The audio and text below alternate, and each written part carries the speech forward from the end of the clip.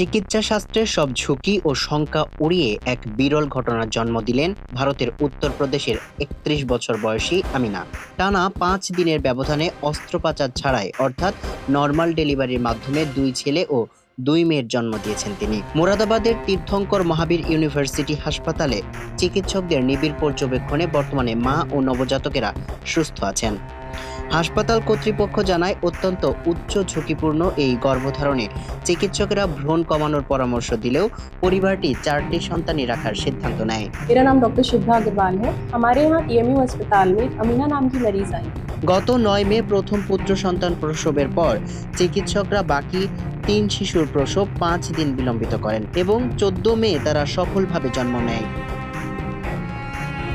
পৃথক তরিতে থাকা 4 শিশুর এমন স্বাভাবিক প্রসবকে চিকিৎসা বিজ্ঞানের ইতিহাস অত্যন্ত বিরল ও অভাবনীয় সাফল্য বলে উল্লেখ করেছেন চিকিৎসকরা। সামিউল ইসলাম, মানবকণ্ঠ।